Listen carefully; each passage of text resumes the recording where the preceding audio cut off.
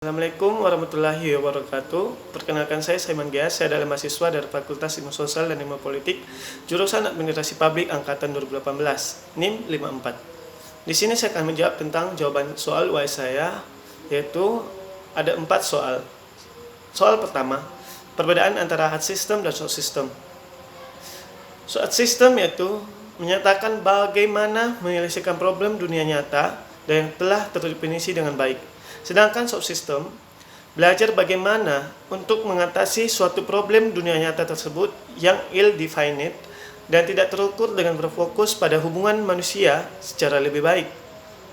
Ada beberapa perbedaan antara soft system dan hard system, yaitu soft system metodologi itu cocok untuk menangani masalah yang tidak terstruktur atau ill-structured problem dengan tujuan yang tidak jelas.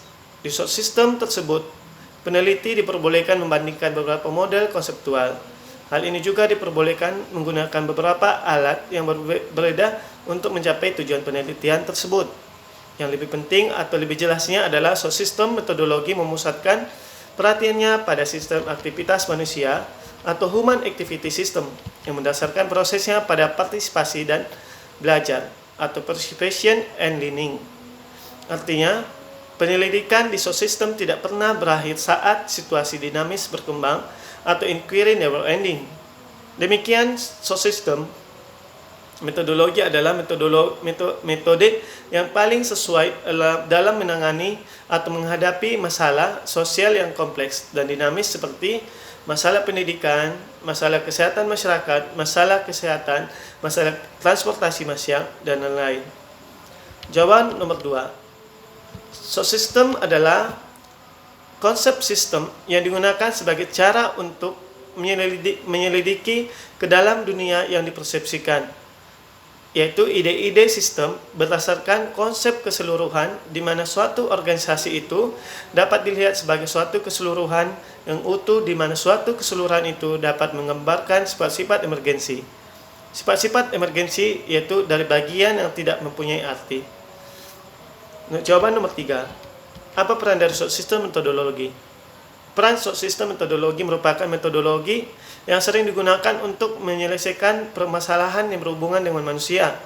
Dalam suatu organisasi misalnya, dengan manajemen yang modern, setiap orang terlibat di dalamnya tidak hanya harus bisa menguasai bidangnya sendiri, tetapi juga harus bisa menguasai bidang lainnya. Seperti saya pernah pengalaman dari kerja di customer service, saya harus bisa menjadi seorang pekerja di bagian customer service dan saya juga harus bisa menjadi layanan dari back office tersebut. Jadi bisa menggunakan di bidang lainnya. Atau seperti saya bisa sebagai mahasiswa dan bisa juga sebagai pelajar di hang tua. Jadi sistem itu bisa berfungsi di bidang-bidang lainnya. Karena permasalahan dalam suatu organisasi berkaitan antara satu bidang dengan yang lainnya atau kompleks. Termaksud di dalamnya permasalahan yang tujuan akhirnya pengambilan keputusan manajerial. Contoh peran soft system tersebut yaitu seorang manajer.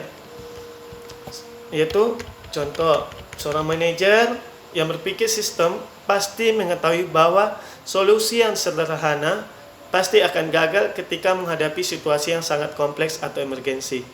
Untuk itu diperlukan suatu keputusan atau pengambilan keputusan atau solusi yang kompleks pula, atau Jackson 2003.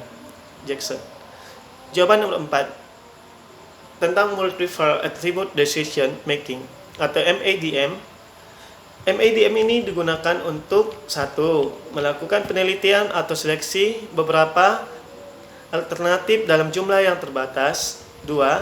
Suatu metode yang digunakan untuk mencari alternatif optimal dari sejumlah alternatif dengan kriteria tertentu.